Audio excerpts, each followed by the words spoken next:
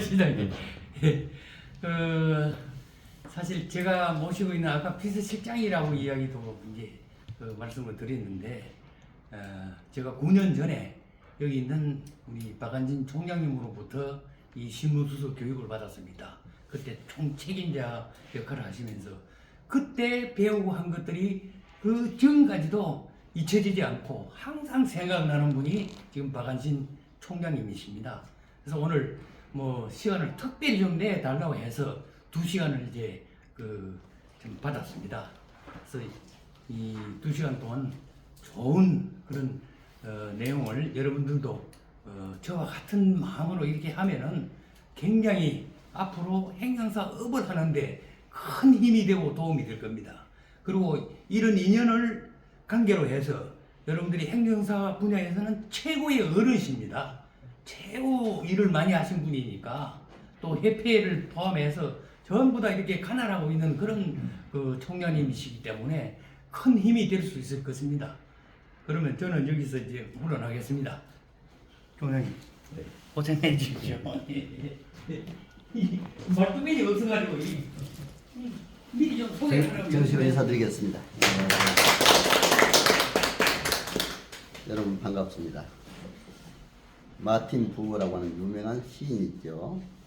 너와 나라는 책에서 인간은 너와 나의 만남 속에서 기쁨 있고 행복이 있다 그랬습니다. 오늘 행사 여러분 만나 뵈는 걸 저는 가장 행복한 시간입니다. 너무 감사드립니다. 그리고 뵈니까 모두 얼굴도 밝으시고 아주 너무 아름다워요. 그렇죠? 그래서 제가 아주 행복합니다. 그래서 사실은 이제 대한행사에 합해져 가지고 제가 이제 초대 이사 교육위원 교수로 또 봉사하면서 사실 8개 행정사 협회가 있었습니다. 2013년도 제가 1회 때 행정사 자격을 행정안전부 장관으로부터 받고 바로 1기로 실무교육을 받았어요. 여러분처럼. 그래가지고 바로 법원 앞에 교대역에다가 행정심판 소망행정사무소 제가 명함도 드렸죠. 거기다 바로 열어가지고 지금까지 쭉 해왔습니다. 행정사 실무를. 근데 저는 주로 이제 교육을 그때도 우리 사무실도 옆에 교육장까지 넓게 있어가지고 거기에서 교육을 주로 한 30명씩 와도 실무교육까지 다 했어요. 그러니 더 많이 올 때는 이제 어디 대학 강단이나 이런 데 빌려서 또 하고 그렇게 했는데 너무 영광이죠. 그러니까 한 10여 년 이상 2024년이니까 10년이 벌써 넘었죠. 이상 하다 보니까 너무나 행정사가 저한테는 참 아주 감사한 거예요.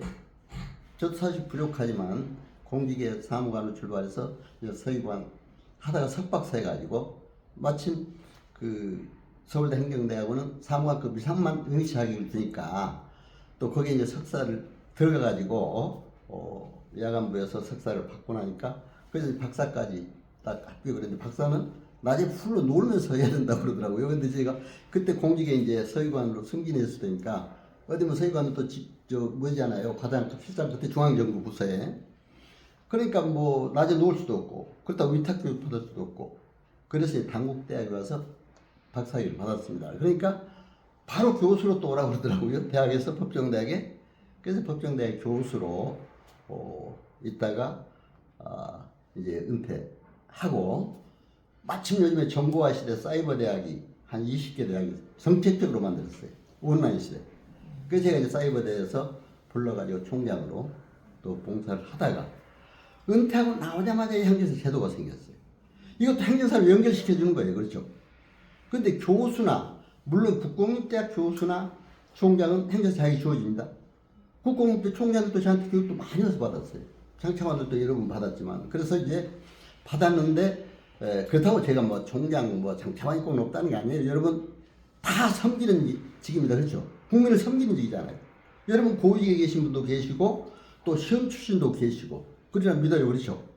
어디 시험 출신도 계신 것 같은데 한번 손 한번 들어보세요. 괜찮아요. 아이고 축하합니다. 예. 저도 사실 시험 보고 공무원에 들어갔어요. 그렇지 않아요? 사무관 시험. 옛날에 그 어려운 3급 물류라고 그랬어. 공무원 그렇잖아요. 그렇기 때문에 저도 시험 출신입니다. 그런데 이제 공직자로서 자격은 받은 거죠. 행정 자격을. 그러니까 시험 출신이나 우리 공채 출신이 하나가 돼야 돼요. 그래서 저는 항상 제가 이제 연수 교육 2년마다 한 번씩 행정사 개업을 하는 사람이 연수교육을 해요. 연수교육에서 직업윤리 과목하고 법률, 행정 이걸 꼭 교육을 했습니다. 직업윤리 시간이나 여러분 보세요. 우리 행정사협회도 윤리 강령도 있어요.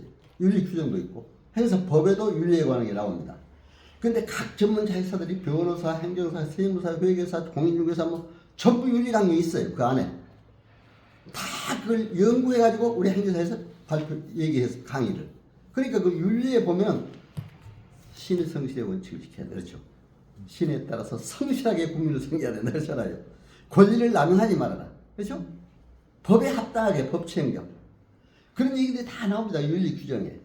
그래서 이제 여러분들이 우리 행정사를 시작하면서 실무교육인데 제가 무슨 뭐 2시간 동안 그렇게 많은 여러분들에게 전달할 수가 없습니다. 그러나 요약해서 집약해서 첫 시간 1시간 동안은 제가 이제 그 강의 중심으로 여러분들에게 이렇게 꼭 필요한 법률 행정 또 행정 심판에 관한 걸 실질적으로 제가 작년에도 바로 얼마 전이에요. 인용 계획을 하나 받았어요. 6개월 전문 자격사가 업무 정지를 당해버렸어요. 기가 막히잖아요. 여러분 안 당해봤지. 업무하는데 정지당해, 영업정지라든가 업무정지 당해봤어요. 기가 막힌 일이에요. 얼마나 마음이 아픈지 알아세요? 가져와서 하소연을 해요. 이게 좋습니다. 끝까지 행정심판에서. 서울시 행정심판에 해가지고. 그 인용 재결된 사례들, 그렇잖아요. 여러분들 얼마 전에 말씀드렸었어요. 그렇기 때문에 그런 것 중심으로 실제 필요한 거 중심으로 이렇게 말씀을 드리겠습니다. 그러나 제가 이제 행정사 법령제도 첫 시간에 항상 우리 실무교육이나 연수교육에서 대한행사를 하기 때문에 제 영상을 보면 다 나갑니다. 그래서 그 유튜브 영상이 또 있으니까 제 유튜브는 지금 벌써 시작한 우리 행정사에서 홍보를 위해서 꼭 해야 된다. 유튜브. 그래서 그때 만든 거예요. 제가 이제 전에 대한행사협회에 있을 때는 교육부회장을 하면서 전체 법률정책위원장. 제가 이제 법학 행정을 전공했기 때문에 이제 유튜브를 꼭 해야 된다 해가지고 그걸 했는데 합해져가지고 2021년부터 통합행정사로 됐잖아요. 이게 초대 이사로 교육위원으로 교수로 들어가서 하면서도 그 유튜브 등 행정사가 계속 홍보가 되고 있는 건데 요즘에 특히 AI 시대, 4차 산업혁명 시대 AI가 지금 소송에서 또 법관, 법률신문도 제가 자주 보다 보니까 소송도 AI가 거기 지금 많이 작용을 해요. 그렇죠? 얼마 전에 행정부에서도 우리 행정도 AI를 통해서 앞으로 개선을 그렇잖아요. 이런 시대에 왔습니다. 여러분 어떻게 해야 되겠습니까 우리가? 이런 시대에 우리가 행정사가 정말 눈을 떠야 돼요. 그렇잖아요. 그래서 오늘 그런 것 중심으로 좀 최근에 이런 사례 중심으로 그러나 우리가 꼭 알아야 될 법률 행정 문제 이런 것 중심으로 여러분들에게 말씀을 드릴까 합니다. 제가 이제 뭐 소개는 간단히 행정과 관련된 행정사 관련된 것만 이제 소개를 드렸습니다. 그래서 이렇게 여러분 보시고 제 뭐 네이버나 다음 박완신만 쳐도 박완 총장이라고 뜨더라고요. 이제 사이버 총장을 제가 이제 중과에서 했기 때문에 그래서 참고로 보시면 되고 유튜브에도 여기 박완신 TV 있으면 제가 소개가 잘 나옵니다. 그래서 벌써 뭐 구독자도 꽤 몇천 명 되어버리더라고 7, 8천 명 이렇게 넘어가 버리더라고. 그러니까 이 행정사가 굉장히 중요하다는 걸 느껴요. 그래서 그러다 보니까 이제 각 시군 구에서도 자치위원으로 와서 행정 강의해달라. 거기서 이제 쉽게 강의를 해요. 생활행정 이렇게 붙여가지고 생활행정 국민행복. 멋있잖아요. 제목을 요즘엔 좀 알아먹기 쉽게 이렇게 해야 돼요. 그래서 생활에 필요한 행정. 그러니까 그때 제가 강의하는 거 보니까 변호사들, 세무사, 회계사, 공인중개사 다 와서 같이 들었어요. 전문 자격사들이. 자기들 분야에는 잘하지만 행정 분야에는 모르니까 행정 공직자 경험이 있으니까 아무래도 그런 걸 듣고 싶어 해요. 참고로 여러분들이 그렇게 하시고 이렇게 들어주시면 좋겠다 해서 말씀을 드렸습니다. 오늘 제목은 이제 행정사 목표, 정의, 성공 비결, 또 이제 행정법령 실제 업무 사례, 또 우리 행정심판법상 실제 인용 사례, 그리고 이제 행정 컨설팅, 상담. 행사법 제2조 6항에 보면은 상담을 잘해야 된다고 했어요. 여러분 오늘 저하고 이렇게 관계가 좋아야 되잖아요. 고객들이 오면 국민들이 오면 상담을 잘해야 돼. 그렇죠? 어떻게 상담을 잘해? 저는 어떻게 하는지 압니까? 아까 출입국 전문으로 하셨다고 내가 얘기 들었어요. 저는 사실은 처음 행정사 개업하자마자 베트남 여인이 한국 남자하고 결혼했다고 나보고 국적 취득을 해달래요. 여러분 생각해보세요 한번. 한 번도 출입국 기간에 근무해본 일이 없습니다. 관련 기관에서 근무해 본 일이 없어요. 저는 주로 이제 통일안보기관에 많이 근무를 했어요. 헌법기관에 상임위원까지 했으니까 평화통일 대통령 자문기관이잖아요. 그러니까 했는데 그런 기관만 하다 보니까 통일 출입국 업무 할 수가 없었잖아요. 그럼 여러분 어떻게 하겠습니까? 행정사한테 업무가 들어오면. 그렇다고 못한다고 아니 나 알지 못하게 가봐 그러겠어요? 그럼 행정사 하지 말아야죠. 그렇죠? 어떻게 하시겠어요? 우리 출입국 하신 분. 예, 일단 제가 볼 때는 예. 일단 오시긴 잘 오셨는데 사실은 이거 내가 전문 분야이기 때문에 내가 좀 더 연구를 해보겠습니다만은 당장은 급하다 그랬으면은 잘 알고 있는 다른 전문을 하고 있는 행사를 소개시켜드릴 수도 있고 저에게 시간이 여유만 좀 주시면은 제가 연구해서 잘 해드리겠습니다. 아유 역시 출입기관이 계시니까 내가 딱 그렇게 얘기했어요. 그러니까 그러면 좀 연구해서 잘 해주십시오. 나한테 부탁을 하더라고요 끝까지. 그래서 제가 이제 일단 보내고 계약서는 쓰지 않고 원래 행정사법에 보면 위임을 받아 고객에게 업무를 처리 안 됐어요. 그러니까 위임 계약서를 써야 됩니다. 그렇죠? 쓰지 않고 내가 뭐라고 한지 알아요? 그러면 내가 연구해 볼 테니까 한 2, 3일 후에 오라. 그래 그날부터 내가 어떻게 하는지 아세요? 국적법, 출입국관리법, 시행령, 시행규칙까지 달달 외우다시피 했어요. 전부 읽어서 그 답이 나와요. 그렇죠? 답이 나옵니다. 국적 취득하는데 그때 당시에 내가 2013년 그때 당시에 어떻게 됐냐면은 뭐 국내에 3년 이상 거주해야 되고 그때 규정이 그러더라고요. 또 그 뭐야 3천만 원 정도 그러니까 이제 그 임대 보증금이나 현금 영수증이나 예금 증서가 있어야 되고 그런 것도 있어요. 국내에 어느 정도 자산이 있어야 된다 이거죠. 그리고 본국에 범죄 경력이 없어야 된다 이런 것도 있어요. 그렇죠? 그런 거 다 이제 규정을 찾아가지고 그러니까 어느 정도 법적으로 딱 됐잖아요. 그래서 또 그것도 모자라서 출입국 관리사무소 지금은 출입국 외국인청이 됐습니다. 그렇죠? 거기 찾아갔죠. 나는 뭐든지 확인 연결을 하는 게 있어요. 나도 공직생활을 했기 때문에 공직에 가서 그분들한테 물어봤을 때 내가 공직에 이렇게 있었다고 명함을 주니까 이렇게 친절하게 잘 가르쳐 주더라고요. 아주 출입국관리사무소에서. 그러면서 아이 내가 이제 그런 식으로 설명을 그렇게 먼저 이렇게 들었더니 자기들 얘기가 똑같다 이거죠. 그러면 나한테 양식을 줘요. 국적 취득 지원서 있잖아요. 취득 원서. 이거 써놓으시면 됩니다 그래요. 그걸 가지고 왔어요. 근데 마침 그 사람이 2, 3일 후에 왔어요. 그래서 그걸 가지고 쭉 설명을 하면서 그동안에 내가 이제 이렇게 했던 거를 설명을 하면서 이렇게 그런 조건이 되냐. 본국에서 범죄한 일이 없느냐. 베트남 여인한테. 자기가 없습니다. 그래요? 그건 다 조사하면 나옵니다. 이제 그 알아보면 대사관을 통해서 알아보면 다 나오니까 하늘을 얘기하라고. 만약 있으면 그건 안 된다. 그렇게 하면서 했더니 없다고 그래. 아니 없어. 그러니까 이제 그걸 해서 딱 신청을 해가지고 국적 취득까지 했어. 얼마나 이 사람이 뛸 듯이 급하겠어. 그렇지 않아요? 생각해 보세요. 내가 뭐 알아서 했습니까 여러분? 물론 아까 말씀대로 연구부터 정의할 수 없으면 행정에서 잘하는 분도 있어요. 출입국. 그렇죠? 그한테 또 소개를 해드리면 돼요. 그래서 저는 그렇게 했습니다. 그래서 참 행정사를 해보니까 굉장히 처음에 그런 보람을 해놓으니까 그 뒤로 이제 자신감이 좀 생기더라고요. 그래서 교육을 하면서 그렇게 해가지고 했습니다. 그래서 이따 실무 사례 하나하나 말씀드리겠습니다만 이렇게 해서 이제 하고 있다. 그래서 상담도 이렇게 잘 해서 우리가 해야 된다. 그렇죠? 말씀드립니다. 자, 우리가 행정사가 잘하려면 행정사법 제1조를 먼저 알아야 돼. 1조가 뭡니까? 이번에 법령 제도할 때 그 설명을 알았어요? 했죠? 국민의 편익을 도모하고 행정제도의 건전한 발전에 기여한다 이렇게 되어 있습니다. 그죠? 국민의 편익을 도모한다. 국민의 권익도 뭐예요? 자, 헌법도 알아야 되니까 헌법이 뭐라고 했습니까? 국민의 행복 추구권이 있습니다.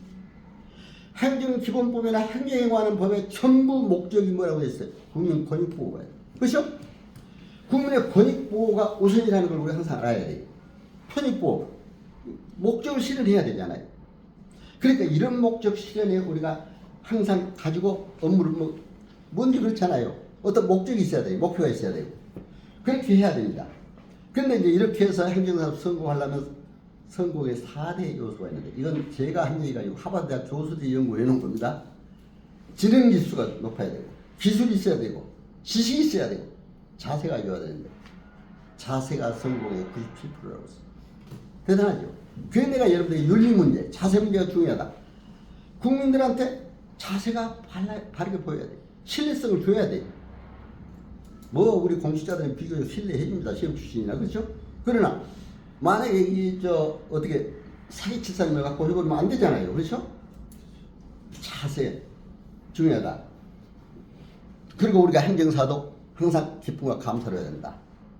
동양의 논의에 보면 호지자 불여 낙지자라는 말이 있습니다. 이번 행정사가 좋아서 오셨다면 즐겁게 하십시오. 즐기셔야 돼요. 그렇죠? 그러나 저는 내가 한 말입니다. 낙지자 불여 감지자다. 감사함으로 해야 됩니다. 행정을 하다 보면 잘 될 때도 있고 안 될 때도 있고 외로울 때도 있고 슬플 때도 있어요. 어느 때 와서 막 당신 왜 이렇게 했냐고 그러고 막 돈 또 약속해놓고도 위임되었어요. 얼마나 안 주려고 그냥 막 어느 동안 트집 잡아요. 뭘 잘못했다고 그러고 그렇잖아요. 그런 경우 많습니다. 그것도 기가 막혀. 사실 변호사도 그래가지고 막 지난번에 변호사 사무실에서 누가 무기 들고 와서 막 그런 한패 부르고 그런 것도 있잖아요. 그러니까 이게 그런 게 있다는 걸 여러분들이 아시고 항상 정말 바른 자세가 중요하다. 그렇죠? 그렇게 하면서도 아무리 기술 뭐가 높아도 그리고 감사함을 해야 된다. 그리고 이제 또 우리 자신을 위해서도 여러분 그렇게 해야 됩니다. 벌써 생각해 보세요. 우리 자신을 위해서도 사무엘 룰만이라는 유명한 시인이 있습니다. 그건 뭐라고 했습니까? 청춘이라는 시에서 인간은 꿈을 잃고 열정을 잃으면 앵두 같은 입술을 가진 젊은 사람이라 하더라도 7, 80 노인처럼 늙는다 그랬어요. 그렇죠? 꿈을 잃으면 안 돼요. 여러분 공직에 은퇴하고 나오신 분 절대 꿈을 잃지 마세요. 절대로 꿈을 잃으면 저는 그래요. 제가 공직에 은퇴하고 벌써 교집도 다 은퇴하고 했잖아요. 근데 꿈을 잃고 일을 하니까 나보고 지난번에 병원에 갔더니 나보고 그래요. 아버님 약타로 왔니? 생일을 보니까 깜짝 놀래요. 의사들이 그래 아버지 약타로 왔니? 아들처럼 보였던 말이죠. 그래서 여러분 젊게 살려면 열정을 가져야 된다. 그렇죠? 그러니까 행사법 목적 실현을 위해서 이런 자세를 가지고 살아야 된다 해서 제가 잠깐 말씀을 드렸습니다. 행정이라는 개념 우선 이것부터 알고 넘어가야 돼요. 그렇죠? 행사법 목적 실현을 위해서는 되게 이제 제가 그 서울대 행정대학원 야간부에는 이제 고위 공직자들만 그때 다 왔었어요. 모두 그 부처에서. 그래서 이제 가는데 첫 시간에 행정이라는 개념을 얘기해 주더라고요. Public Administration. 이게 무슨 얘기겠습니까? 애들은 접두하지만 퍼블릭은 공적인, 우리는 공적인 일을 하는 거예요. 그렇죠? 행정하는. 공익을 위해서 일을 하는 겁니다. 근데 미니스트리에서 유래했어요. 미니스트는 목자라는 말도 있고 장관이라는 말도 있어요. 그러나 서비스, 국민을 섬기고 봉사한다는 말이 있어요. 그렇죠? 행정사는 국민의 권익을 위해서 섬기고 봉사하는. 근데 제가 살아보니까 그렇더라고요. 남을 섬기려고 노력할 때 남이 나를 섬겨줘요. 내가 교만하고 섬김을 받으라고 할 때 누가 무시해버려요. 그렇죠? 세상 사는 것도 마찬가지입니다. 이런 섬기는 자세가 중요하다. 그래서 제가 하는 3S 리더십을 강조해요. 섬기는, 서비스, 서번트로서요. 그렇죠? 섬기는 자세. 셀프 리더로서의 자기 자신의 관리, 아까 자세도 좋아야 되고, 지식도 높여야 되고, 그렇죠? 노력도 해야 되고, 건강도 좋아야 돼요. 그렇죠? 그리고 슈퍼 리더로서의 서로 협력을 잘해야 돼요. 그렇죠? 저는 우리 대한행사에 강의할 때마다 그랬습니다. 8개 표로 있을 때 서로 막 갈라지고 서로 막 다투니까 이게 안 되겠더라고요. 그게 하나로 합했어요. 협회했는데 지금도 내가 강조합니다. 항상 서로 우리가 하나 되고 서로 사랑하자. 자기 의견과 좀 다르더라도 그렇죠? 서로 사랑하고 서로 협력하자 하는 게 제 주장입니다. 여러분들 오늘 또 이제 아까 제가 아까 그 우리 윤 남부지부 지회장 아주 참 성실해요. 열심히 하고 우리 행사회를 위해서 이렇게 또 이쪽으로 또 우리 협회가 바로 가산시설단지에 있는데 바로 이쪽으로 옮겨가지고 이렇게 여러분 모시게 됐습니다. 근데 이게 참 성실해요. 그래서 아까도 얼마나 겸손하세요. 막 저 비서실장 그냥 많이 나오잖아요. 그런데 참 저는 오히려 저도 섬기고 싶고 그렇잖아요. 그러니까 여러분 그런 의미로 하면 반드시 더 섬김을 받게 된다. 저는 그렇게 이제 생각합니다. 근데 행정은 그런 의미가 있다. 스트레스 리더로서의 이런 리더십. 행정에서 리더십 이론이 나오지만 바로 스트레스 리더십. 이것이 굉장히 중요하다는 걸 저는 항상 강조합니다. 옛날 리더십은 여러분 배웠지 말지만 권위적인 리더십. 그렇죠? 민주적 리더십. 이렇게 나오잖아요. 예? 권위적이고 막 약간 좀 독재적이게 하면서 위에서 밑으로 막 그냥 명령하듯이 민주적인 좀 약간 서로 의논하고 토론. 그런데 저는 이 스레스 리더십이 현대 사회에 가장 맞는 리더십이다 해서 말씀을 드린 겁니다. 국가 자격증제도 이건 뭐 여러분 다 아시니까 뭐 간단히 저는 행정사, 변호사, 뭐 의사, 뭐 이런 우리 공인중개사, 세무사, 노무사 이런 전부 국가 전문자이죠. 또 민간 자격은 뭐 사회복지사 여러 가지 독서지도사 있습니다만 민간 자격 중에도 우리 행정사가 꼭 알아야 될 중요한 자격이 있어요. 물론 다 중요하지만 개인정보보호사 이거는 지금 이 시간에는 아니 연수교육에서는 개인정보보호에 대한 교육을 받게 됩니다. 그렇죠, 여러분? 우리가 여러분 개인정보 참 조심해야 되죠. 그렇죠? 서로 아주 요즘에 얼마나 그 온라인을 통해서 정보가 하나 잘못 나가면 안 되잖아요. 그러니까 저는 그러나 이제 우리가 서로 공익을 위해서 서로 어떤 걸 알려주기 위해서는 또 정보도 알아야 된다. 그래서 여러분들에게 제가 이제 내가 교육생들한테 항상 이렇게 강의하면은 나 혼자 아는 것을 나 혼자 보관하지 않고 내가 아는 것을 배워서 남 주자. 옛날에 살 때 뭐라고 그랬어? 배워서 남 주나 그랬잖아요. 그래서 막 자식들한테 공부하라고 그랬잖아요. 배워서 남 주나 하는 것보다도 나는 배워서 남 주자 그래요. 남 줘야 돼. 그렇죠? 아는 걸.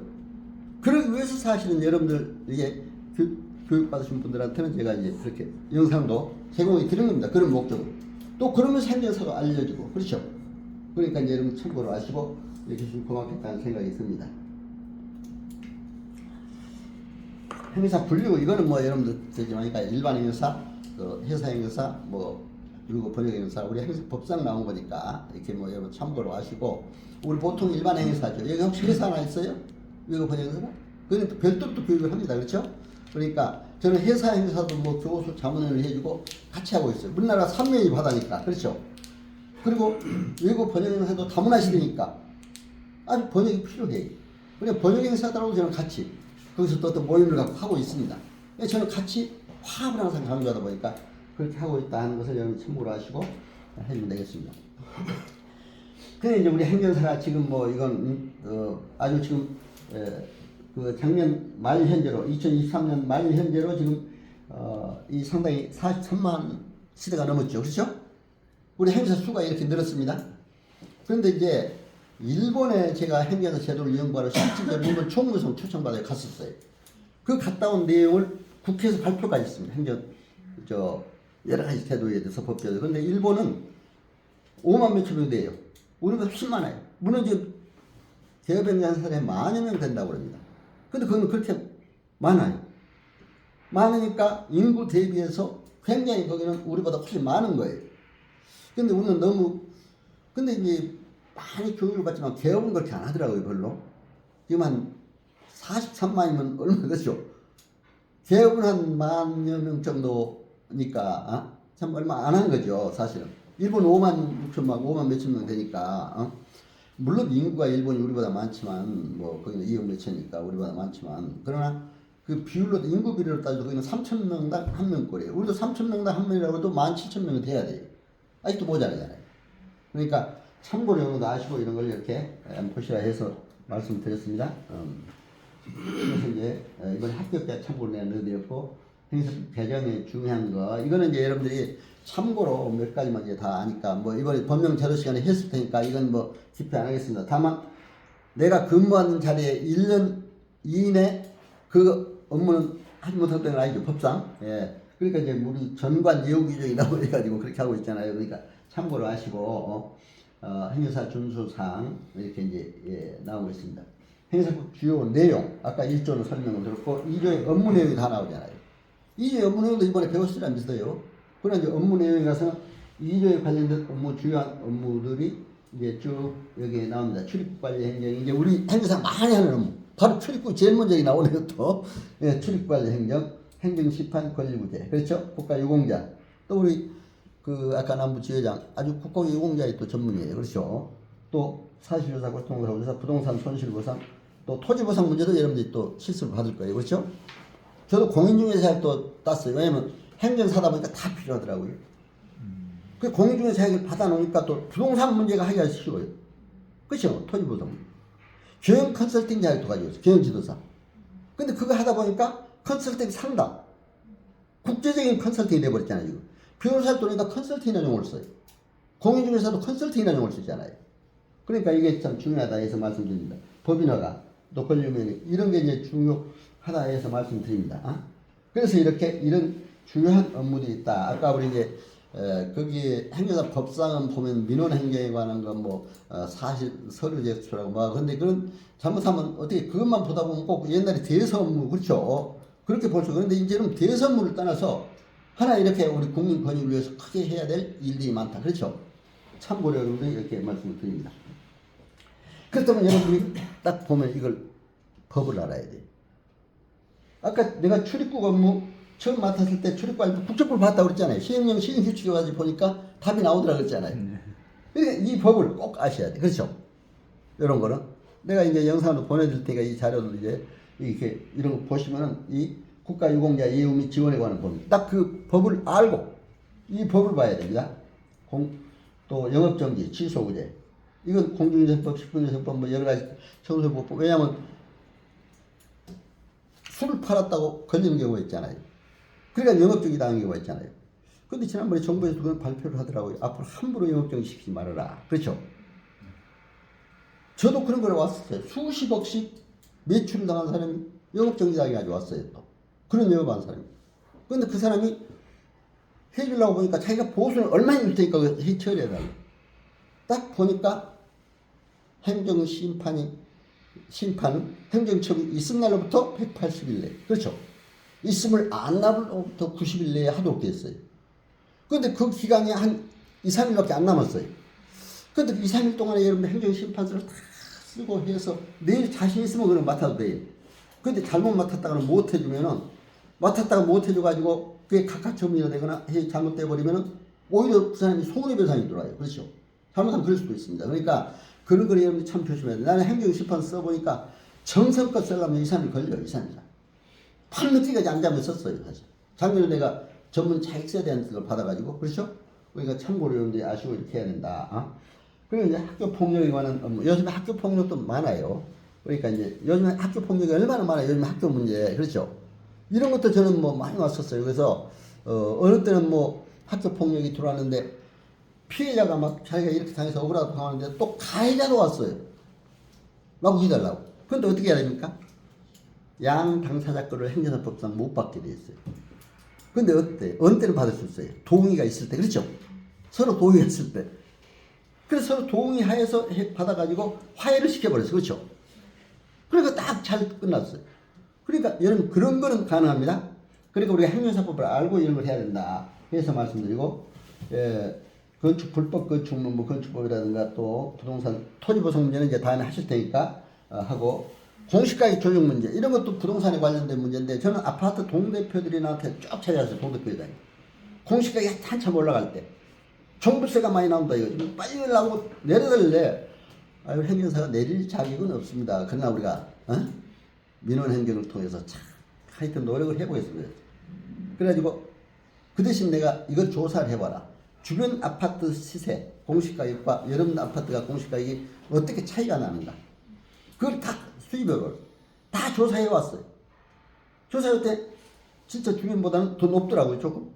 그래서 그걸 가지고 다 높은 걸 증거로 해가지고 다 냈어요. 내가 딱 조정이 됐어요. 거의.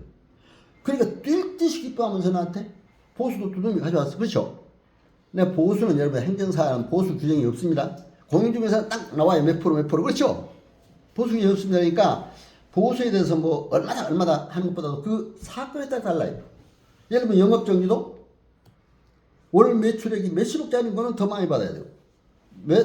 몇십만 원짜리는 더 적게 받아요. 그렇죠?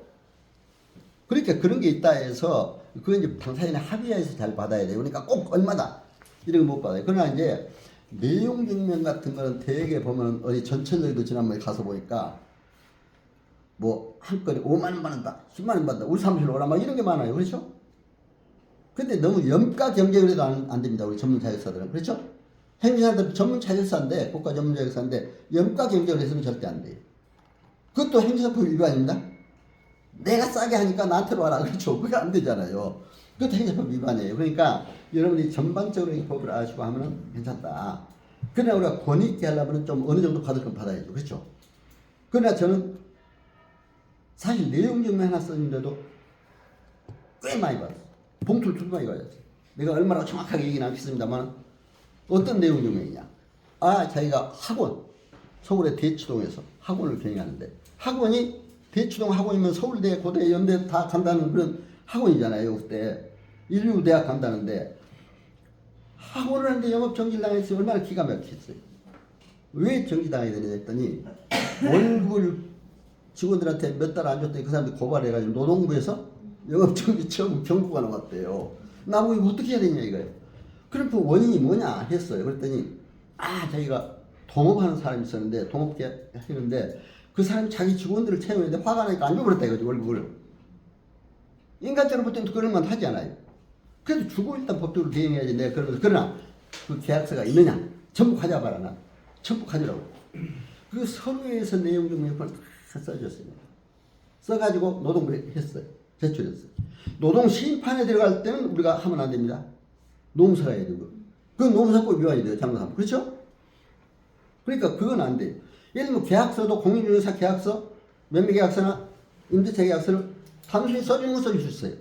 그러나 중개 행위를 하면 안 돼요. 어떤 행위? 집도 보여주고 가격도 조정해주고 행정사가 그래가지고 계약서를 쓴다? 그러면 공인중개사법도 위반이 돼요. 그렇죠? 그러니까 여러분들이 항상 이걸 잘 알아야 돼요. 타법에 위반되는지 안 되는지. 그렇죠? 우리가 소송도 개인은 누구나 할 수가 있습니다. 국민은. 그러나 우리가 소장을 썼다가는 변호사법 위반이 돼요. 그렇죠? 그러니까 참고로 여러분들이 아시고 저도 국가소송 수행 담당을 한 3년간 했어요. 실제 소장도 냈어요. 소송도 얼마나 할 수 있어요. 행정심판도 소송하고 비슷해요. 그렇죠? 그런데 절대로 변호사법 위반 안 되도록 행정심판까지는 했지만 소송은 변호사 선택하라. 또 그리고 개인이 누구나 소송할 수 있으니까 내가 소장을 써주는 건 개인 이름으로 내는 건 괜찮아요. 그렇잖아요. 그렇게 하는 거예요. 참고로. 그렇게 아쉬운지 하라 해서입니다. 또 여기 환경 문제, 인허가 문제, 뭐 저작권 문제가 나오는데 인허가 문제도 굉장히 많이 지금 들어옵니다. 이건 법인 설립 인허가 해달라고. 근데 이것도 알아야 돼요. 참고로. 법인 설립 인허가의 주무관청은 어디입니까? 어디라고 생각하세요? 중앙관서도 있고 지방관서도 있어요. 그렇죠? 근데 지난번 얼마 전에 내가 법인 설립 서울시 하나 냈는데 서울시 그 담당관이 그래요. 너무 많이 들어온다. 몇천 부씩 막 들어온대요. 1년에. 그러니까 골치 아파서 못하겠다. 그러면서 나한테 하소연을 해요. 그래서 자기네들 그러면 이건 법적 해석을 한번 받아보자. 그래서 6번 해석을 법제책을 했어요. 그래서 법제책 뭐라고 답변하냐면 그 답변한 서류도 나한테 보여요. 각 광역시도단체 지회 지구 두세 곳 이상 있고 전국적인 회원이 있는 것은 중앙관서에서 법인 설립 인허가를 해줘야 된다. 그렇죠? 근데 바로 서울시에만 있고 어디 인천시에만 있고 거기에 회원이만 있는 것은 그곳에서 그 지방관서에서 법인 설립 인허가를 해줘야 된다. 이렇게 또 나왔어요.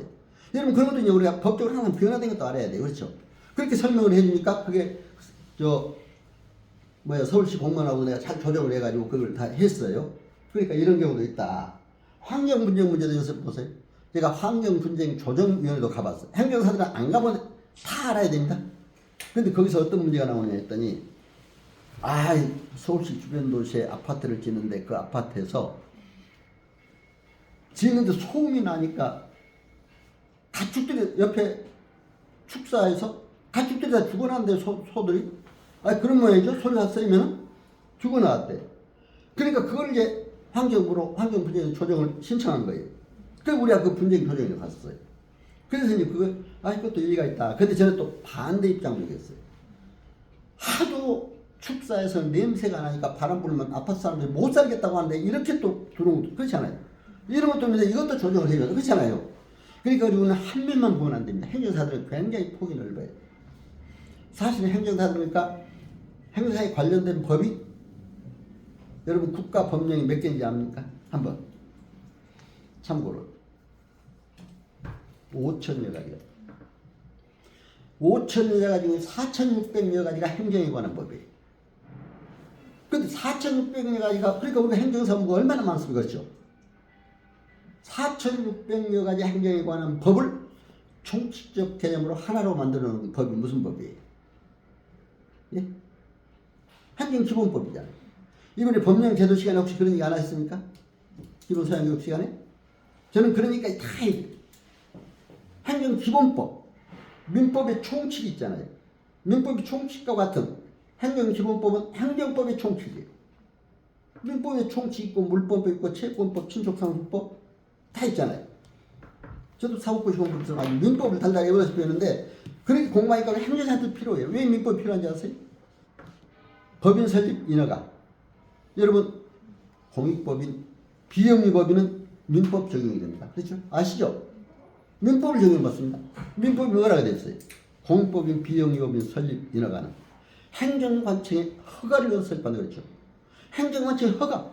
그래 행정사가 해야 될 일이잖아요. 허가를 얻어 인허가를 해야 돼. 그렇죠? 참 우리가 여러 가지 법을 다 알아야 돼. 상법상 영위법은 어떻게 됐습니까?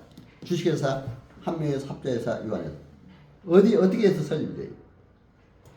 상법에. 등기함으로써 설립한다 이렇게 됐어요. 그렇죠? 등기함으로써 법인 설립 등기. 상법도 하나 해야 되겠더라고요. 그러니까 이건 우리 행정사가 영위법인의 관계에 있으면 또 안 돼요. 그렇죠? 비영위법이나 공익법. 우리는 아까 공적인 일하니까. 그러니까 이제 이렇게 참고로 여러분들이 아시고 이런 모든 문제를 같이 해결해야 된다. 그래서 이제 말씀드렸습니다. 그리고 이제 사실 교통사고로서 음주운전, 요즘 하도 음주운전이 많다 보니까 음주운전에 관한 거 이런 것도 이제 잘 아는데 저도 음주운전에 관한 것을 막 해봤어요. 여러 가지. 근데 음주운전에 관한 건 제가 실습 교육을 할 때는 반드시 간 곳이 한 곳이 있었어요. 행정법원. 거기 갔는데 거기서 동영상을 보여주더라고요. 어떤 동영상을 보여주냐. 어떤 사람이 술을 많이 먹고 대리운전 기사를 불렀어요. 대리운전 기사를 불러서 가는데 대리운전 기사가 처음에 약속을 요금을 뭐 5만 원 이렇게 했는데 자기가 약속한 것보다 훨씬 더 많이 가거든요. 그러니까 더 달라고 그랬어요. 그게 찾으면 나는 못 주겠다. 막 싸움이 붙었어. 그러니까 운전기사가 화나니까 그러면 나 여기 내려버리겠다. 내려버렸어요. 그래서 이제 어떻게 해요? 기가 막히죠 자기도. 그 앞에 올라가서 운전대를 자기가 잡아봤어. 싹 이렇게 한번. 그 순간 경찰관이 와서 딱 잡았어요. 음주 측정을 해보니까 혈중 알코올 농도라고 그러죠. 취소 기준이 넘어버렸어. 그래서 음주 면허 취소가 됐어요. 그래가지고 모르고 행정소송을 얘기한 거예요. 근데 여러분 음주운전 면허 취소는 행정소송을 바로 가면 안 됩니다. 여러분 행정심판법보다 행정심판 전치주의라는 게 있어요. 그렇죠? 전치주의. 행정심판 전치주의가 임의적 행정심판 전치주의가 우선적입니다. 그런데 필요적 행정심판 전치주의가 꼭 적용되는 게 있어요. 뭡니까? 우리 공무원 생활하시는 분들 공무원 징계 문제 그렇죠? 또 세무 국세 문제, 노무 문제 이런 문제는 전부 반드시 행정심판을 먼저 거치고 행정소송에 가야 돼요. 그런데 일반적인 음주운전에 관한 것은 반드시 행정심판을 먼저 거쳐야 돼요. 여러분 그거 아시죠? 그래서 행정심판이 그래서 행정심판 거쳐내니까 행정심판 가서 또 졌어요. 왜냐면 행정심판은 또 잘못 증거도 못 제시하고요. 그래서 행정소송에 가가지고 그런 증거를 다 제시한 거예요. 운전기사 만나가지고 내가 당신 여기서 내려줬다는 것만 증거해달라. 나는 그러면 내가 한 발짝 운전 안 한 게 되지 않느냐. 그걸 입증을 해줬어, 운전기사가. 그러니까 이 사람이 소송에서 이겼어요. 뛰듯이 기뻐하는 거예요. 막, 재밌어. 그렇죠? 이런 게 있습니다. 그러니까 행정심판에 관한 소재, 이런 것도 우리가 다 관련된 것이다 해서 제가 말씀을 드렸습니다.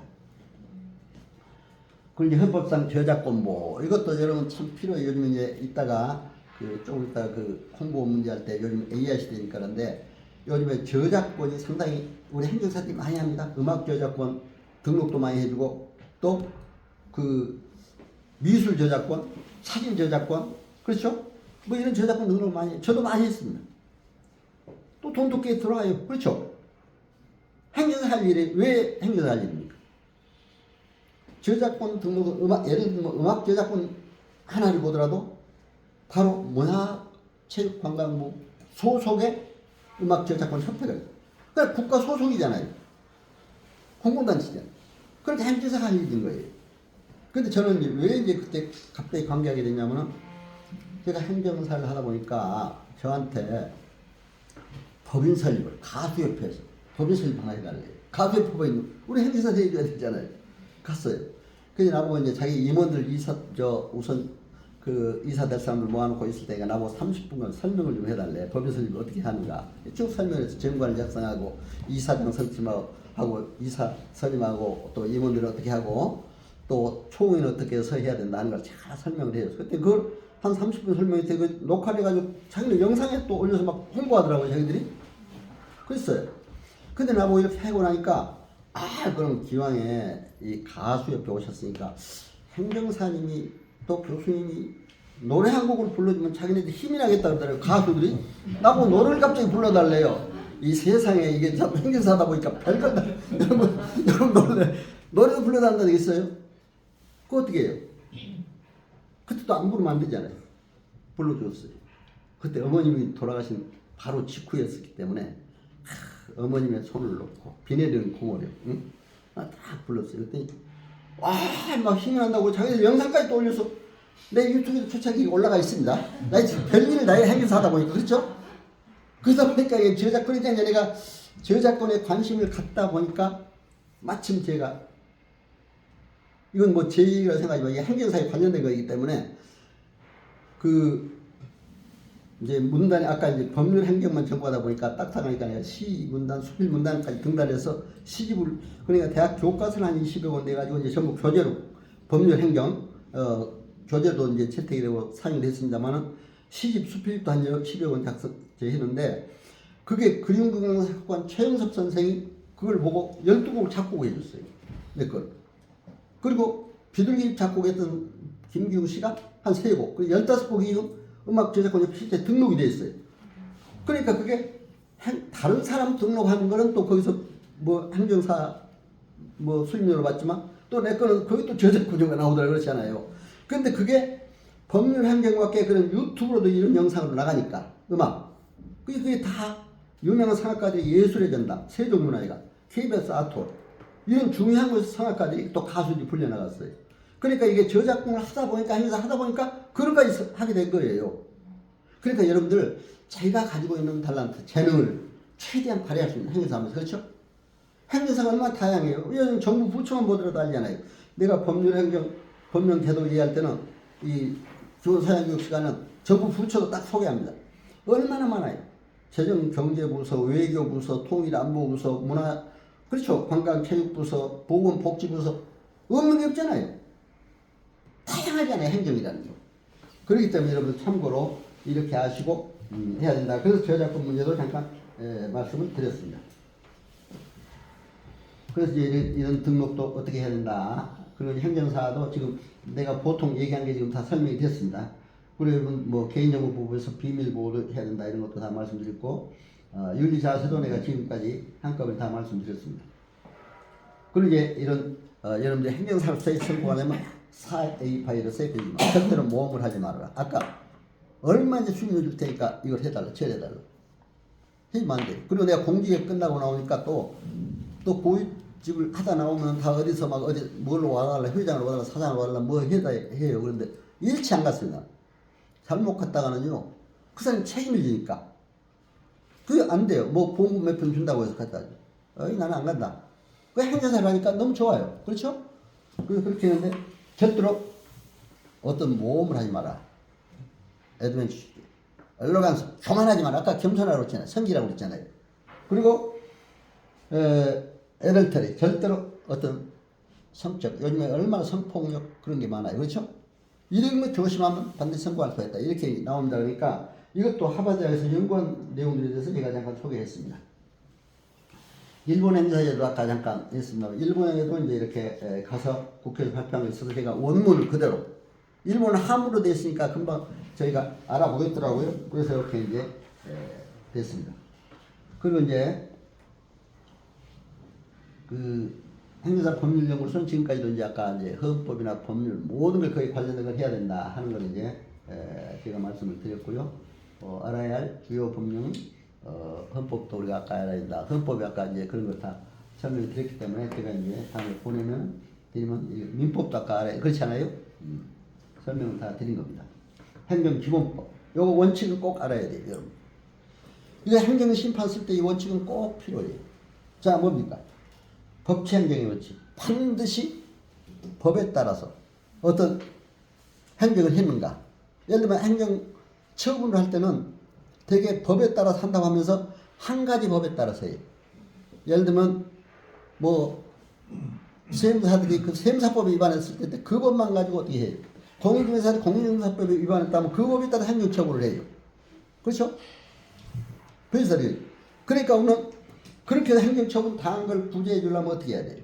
헌법부터 행정기본법 다 봐야 돼요. 국민의 권익이 침해되는가? 행복 출권이 침해되는가? 그렇죠? 그런 걸 먼저 보고 다 해야 된다. 법치행정 평등의 원칙. 평등의 원칙은 지금 여기 이제 여자분들도 있습니다. 남녀 간에 불평등이 사는데 평등하지 않아요. 이거 얼마나 좋아요. 같이 하니까. 근데 사실 우리 병역법상 보면 아직은 그렇죠? 여성들은 어떻게? 지원제잖아요. 그렇죠? 남성들은 영장 나와서 의무범죄잖아요. 그게 차등이라고 볼 수가 없잖아요. 왜? 여성들은 여성 나름대로의 가정에서 자녀도 돌봐야 되고 가정도 돌봐야 되고 또 일을 해야 되니까. 그러나 요즘에 또 앞으로 이제 여자들이 공직한다든가 뭐 한다든가 또 그런 의견도 나오더라고 그렇죠? 그런 때는 또 뭐 여자도 뭐 군복무도 뭐 해야 되지 않느냐 그런 의견도 나오는데 그거는 뭐 하나의 아직은 뭐 법상은 그렇게 안 됐으니까. 그러나 그것도 차등이 평등이잖아요. 돈 많은 사람이 세금을 더 많이 부과하고 적은 사람이 그렇게 부과하고 오히려 적은 사람이 복지 혜택을 주는 거 차등이 아니잖아요. 그런데 공산주의국가는 제가 한번 연구해보면 거기는 다 똑같은 평등, 형식적 평등이에요. 자유민주국가는 실질적 평등입니다. 이게 차이가 있습니다. 똑같이 도와주니까 똑같이 못 살더라고요. 공산주의국가는 보면 가서 보면 그래요. 제가 공산주의국가 다 가봤습니다. 북한도 쭉 몇 번 수차례 가봤고 러시아, 중국도 한 20개 정도 라도 강의를 해봤어요. 북경이나 그 상해나 이쪽 서쪽 지역은 괜찮은데 저쪽 아주 그 서북 쪽 그쪽은 감수이나 청해성 그쪽은 아주 못 사는 동네가 많아요. 그렇게 다 가봤어요. 강의하러 경영 전략 가지고 강의를 듣는데 그렇기 때문에 공산주의과는 똑같이 못 살더라. 근데 요즘에 이제 자본주의 시장 경제가 어느 정도 받아들이면서 그래도 조금 경제들이 나아져간 걸 볼 수가 있습니다. 그리고 이제 자기구속의 원칙. 아까 인허가를 신청했는데 똑같은 조건이라면 다 같이 해줘야 돼요. 근데 어떤 것을 해주고 어떤 걸 안 해줬다. 그러면 행정기관 자기구속의 원칙에 어긋나는 거예요. 똑같은 조건을 신청해도 똑같이 해주고 안 해주고 했다 그러죠. 그래서 이렇게 된 걸 볼 수가 있습니다. 그리고 이제 성실 권한낭용 아까 이제 이건 신성실 원칙 이런 게 있으니까 그 이제 그리고 이제 행정기본법에 나와가지고 이렇게 상당히 여기에 중요한 것은 적극 행정 구현을 하도록 되어 있습니다. 근데 공무원들이 저도 공직생활 했지만 되게 적극 행정을 안 하려고 그래요. 그냥 법에 따라서 그대로만 하려고 그러잖아요. 그렇죠? 법에 위반돼서 하면 잘못하면 또 자기가 뭐 하니까. 그러나 국내 권익이 우선이라면 그걸 적극적으로 해드려야 돼요. 자기가 피해를 보더라고. 근데 이제 그걸 지금 행정기본법에서 이걸 강조하고 있습니다. 여러분 참고로 이런 것도 아셔야 되니까 제가 말씀을 드렸습니다. 그리고 이제 행정심판, 이런 문제는 이제 내가 여러분들이 그 강의는 들으셨을 테니까 이번에 행정심판법도 들으셨죠? 예, 그러니까 이 실제 사례만 내가 가지고 한번 말씀을 드리고 있습니다. 중국 기관도 아까 있고 실제 이용 사례. 이건 여러분들이 이제 한번 해봐야 돼요. 그렇죠? 내가 이건 최근 사례예요. 영업자 아까 업무정지 당했다고 그러죠. 근데 그때 당해놓으니까 행정심판 쓰는데 정말 헌법부터 따지고 행정기본법부터 따지고 다 따져가지고 국민 권익, 국민 행복 추구를 위해서 영업증이 잘못되거나 해가지고 했어요. 해가지고 내는데 6개월 업무정지 처분을 받았는데 행정심판 영업정지, 업무정지 처분 당한 걸 우선 정지시켜놔야 돼. 그렇죠? 그러면 처음에 그것부터 먼저 신청해놔야 돼. 행정심판서 내면서 그걸. 그러니까 신청하니까 2, 3일 내에 그 결과가 나오더라고요. 행정처분을 당시 집행을 정지한다는 게. 그러니까 그때부터 행정심판이 6개월 걸려요. 한 5개월. 그럼 벌써 6개월 업무정지 당하는데 영업정지 신청, 그 업무정지 처분하는 걸 정지 신청을 안 하고 하면 어떻게 되겠습니까? 다 끝나면 이미 행정심판이 끝나버리잖아요. 그래서 이런 경우가 있습니다. 그러니까 여러분 참고로 하시고 이렇게 이런 게 있다 해서 이제 했는데 그래가 이제 그렇게 해도 또 시군구청에서는 서울특별시 행정심판회로 한 예입니다만은 다시 또 자기네들이 잘했다고 답변서가 와요. 근데 업무정지나 영업정지 처분을 받으면 형사벌이 됩니다. 벌금까지 나와요. 벌금까지 나오니까 경찰까지 고발돼요. 형법 따라야 되니까 여러분, 그죠? 그러니까 요즘에 행정사 시험에 형법도 넣자 그렇게 됩니다. 형법 모르면 안 돼요? 행정심판하는데? 경찰도, 여기 혹시 경찰관에 계신 분들은 아실 겁니다. 그죠? 근데 경찰에서도 이제 구청에서 일단 행정처분하니까 경찰에서도 그들 검찰로 또 송치한 거예요. 검찰에서 또 송치하기 해서 검찰 하기 전에 막 가서 찾아서 여러 가지 진술을 하고 했어요. 증거도 내고. 근데 검찰에서 다시 경찰에 수사를 하라 하는 게 내려왔어요. 그러니까 경찰에서 다시 재수사를 해보니까 증거를 정확하게 대고 또 그렇게 해보니까 일리가 있는 얘기거든요. 행정사가 잘 해주는 게. 그러니까 이게 혐의 없어. 그렇죠. 경찰에서도.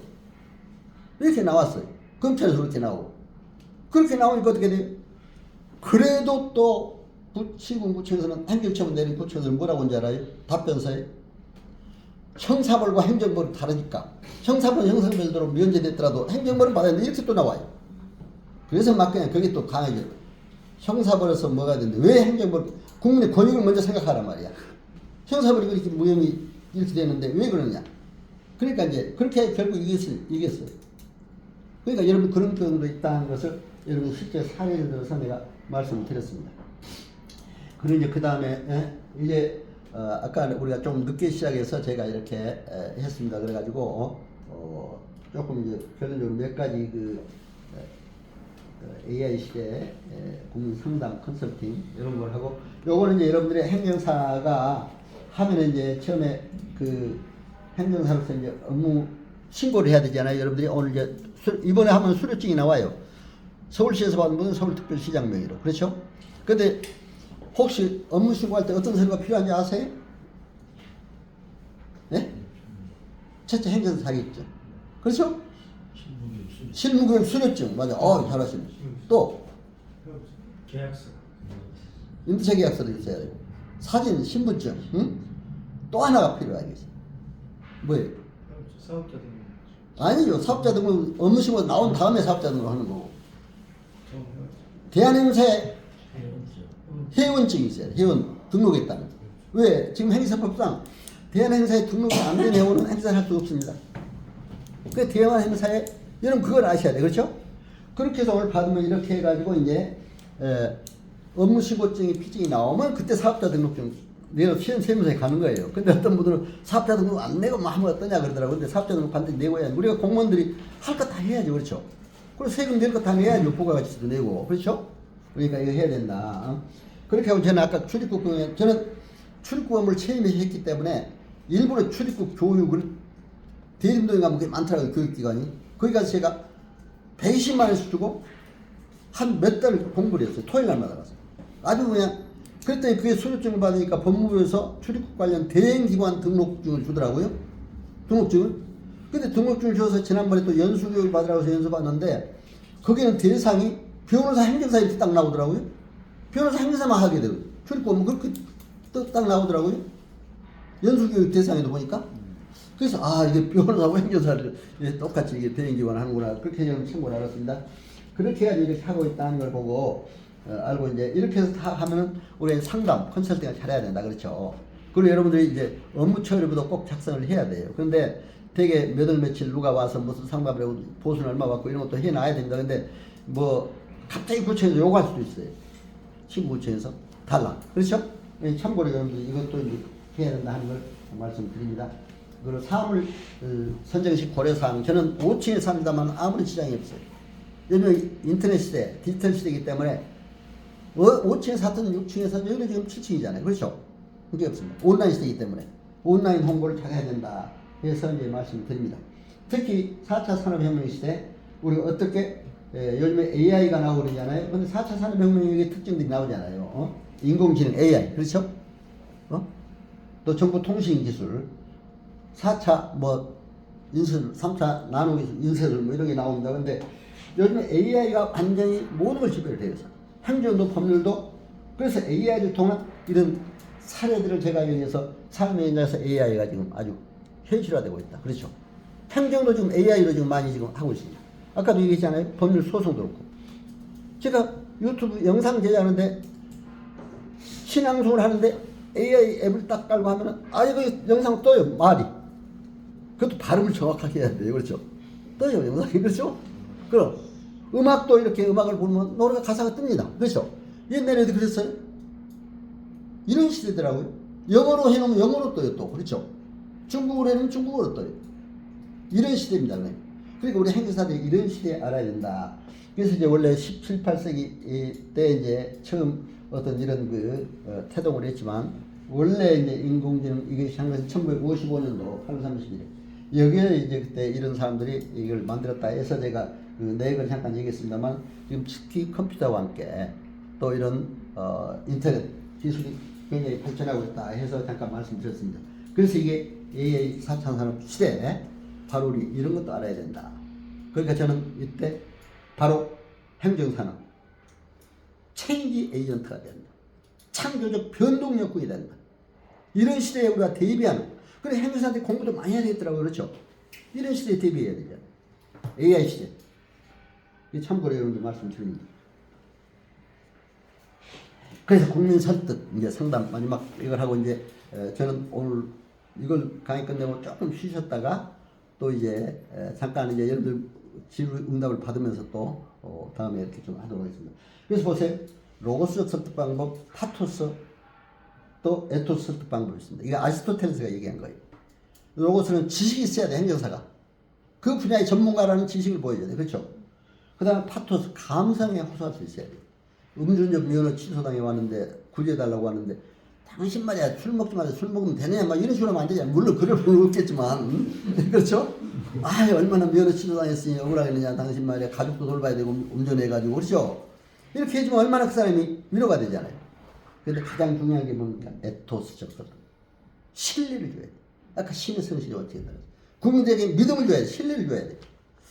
저는 제 얘기 좀 약간 웃기려고 드린 겁니다. 내 이름이 뭡니까? 아까 명함 보셨죠? 완전할 완자? 믿을 심자예요. 참 이상하게 이름이 그렇게 지어졌어요. 그렇죠? 내가 지으려고 지은 게 아니에요. 우리 할아버지가 옛날 서당 선생을 했는데 옛날에 막 그 이름 짓는 뭐 방법 있잖아요. 그거 해가지고 그렇게 이름 지어 소적 올려놨어요. 그러니까 그렇게 된 거예요. 근데 지금 생각하면은 행정사라고 신뢰를 주라고 국민들에게 그렇잖아요. 그러니까 여러분들이 뭐 제가 그렇다고 뭐 여러분들이 나를 완전히 믿으라 그런 건 아닙니다. 그런데 믿어주시면 좋죠. 그렇죠? 오늘 강의도 완전히 믿어주시면 좋죠. 그러나 내가 스스로 또 나를 완전히 뭐 그렇게 하면 그건 또 약간 또 오만하게 돼버리니까 그렇죠. 내가 항상 사람이라는 게 부족한 게 있잖아요. 그러니까 여러분 참고로 하시고 그러나 그 믿음의 관계가 중요하다 하는 걸 얘기하기 위해서 말씀드립니다. 그리고 홍보가 중요하다. 그래서 저는 특히 유튜브 이제 박완신 남은 박완신 TV 치면 쭉 나갑니다. 지금 뭐 이렇게 아까 법률 행정, 행사 교육, 또 심지어는 부동산 임대차 보호법, 뭐 공인중개사법 그런 것도 나가고 각 자기사들법, 아까 저장법에 관해서도 나가고 다양하게 다 나갑니다. 그리고 음악, 그 신앙소, 예술, 또 뭐 심지어 미술, 뭐 또 저 파스칼 프랑스 얘기 이런 것도 나가고 막 다양하게 나가요. 그러니까 이게 사람들이 더 관심을 갖더라고요. 그러니까 한지 2년 조금 지나서 막 몇천 명이 돼버려야 그랬잖아요. 그러니까 구글에서 이미 파트너로 인정 승인까지 받아가지고 거기서 또 조금씩 수익이 들어와요. 그렇죠. 근데 이게 수익이 문제가 아니라 많은 사람들이 내가 하는 걸 전달하는 거 이게 중요하더라고요. 그렇잖아요. 아까 그랬잖아요. 배워서 남주자. 그래서 여러분 오늘 한 시간 동안 이렇게 열심히 하여튼 한 분도 흐트리지 않고 집중해 들어주셔서 너무 감사드리고 한 10분 쉬셨다가 좀 이렇게 질의응답 여러분 시간 가지면서 마지막 마무리 시간 갖도록 하겠습니다. 감사합니다. 여러분.